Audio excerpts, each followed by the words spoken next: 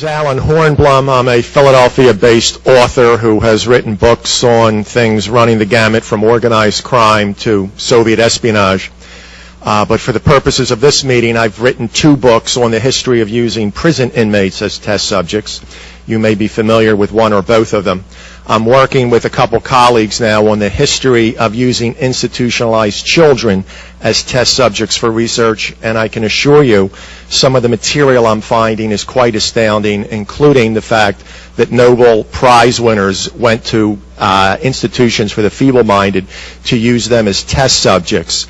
And in interviewing people over the years, not just test subjects, which I do on a regular basis, but also the doctors who initiated these experiments, these clinical trials. I'm talking about people like Konstantin Melektos and Albert Kligman and Hilary Kroprowski, Chester Southam, some of the top researchers of the 20th century. Most of them are famous and some are infamous. It's remarkable that almost all of them articulate how little medical ethics was taught in medical schools at the time, and I had to bring up, I had to educate one of them, in fact, about the Nuremberg Code. When I mentioned it, he wasn't even familiar with it. These problems with regard to medical ethics are still there. I periodically give talks at universities and med schools, and it's stunning to me that when I go into a bookstore at the university and go in, maybe I'll see one of my books there. Of course, I'm a little bit disturbed when they don't, but I also don't see anything by Harriet Washington or by James Jones, Bad Blood, or by Jonathan Moreno's book. Medical ethics is an orphan in today's medical arena. It is out there in left field. They really de-emphasize it, and that's part of the continuing problem that doctors, as Dan said earlier, when they do these studies, it's a cost-benefit analysis, and there's much more benefit to doing research, even when it breaks rules and laws and cuts corners, than by following the rules. And that's why I believe the Commission has to make a very strong condemnation of Dr. Cutler and the institutions and doctors that he worked with, not just with regard to Tuskegee and Guatemala, but there are so many other incidents and events out there. As Susan said, we will continue to discover these. There will be another commission like yours in 10 years going over what you didn't look at or what you didn't do. So I would encourage you to be as aggressive as possible, not just describe what happened, but really condemn those who broke the law, because there's doctors making decisions right now.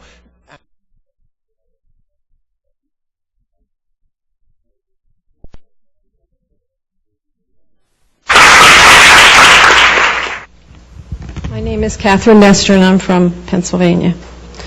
This commission has spoken of a long history of abuse of the human research subject. Although no one mentioned MKUltra today, President Clinton recently apologized for this. My young child and I have been used as non-consensual test subjects. We have been subjected to COINTELPRO-like stalking, remote neural monitoring, and electromagnetic torture, resulting in psychological and physical damage. And I won't go into the details of that because I have 4 pages written in here that is very similar to Connie's testimony. Please do not wait 70 years to investigate this. I ask Dr. Amy Gutman to begin today. There is new work for the Commission for Human Subject Protection on our shores. And please give us a dramatic response, Susan, and please give us a congressional hearing. Thank you.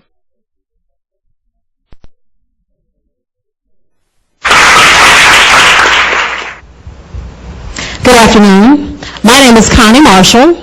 I'm a former mayoral candidate from Louisville, Kentucky. I have never been involved in any criminal activity. I found a document in my bank account that said, "Problem with Kentucky government. Check federal government paperwork and file before releasing information to anyone." I am an 8-year victim survivor of assaults by directed energy weapons.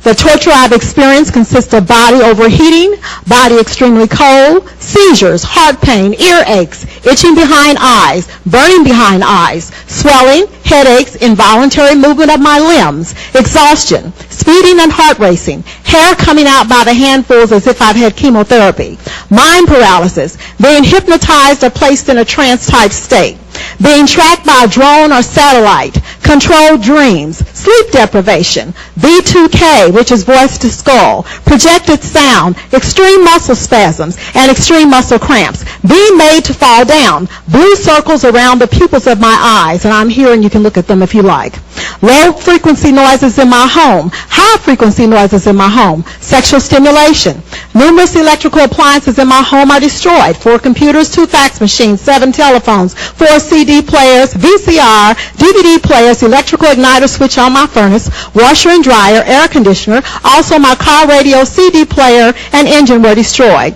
I am watched in my home 24 hours a day and followed around everywhere I go, though I do not have a criminal history. When I ran for mayor of my town, I was also attacked at debates and forums. My website is www.justiceforallcitizens.com. Thank you. And I would like to leave these flyers with you all as well.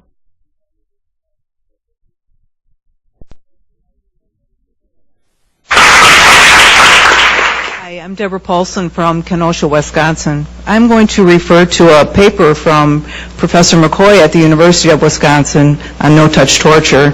He talks about a total assault on all senses and sensibilities, auditory, visual, tactile, temporal, temperature, and survival, refined through years of practice.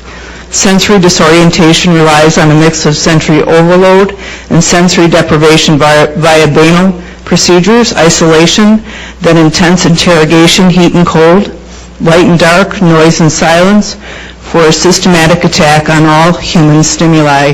I've been a human subject for experimentation for almost 2 years, and I've contacted Dr. Hall. I stand with a very large group. Excuse me, I'm very nervous, but I'm very tired of having my rights taken away. And thank you for hearing me.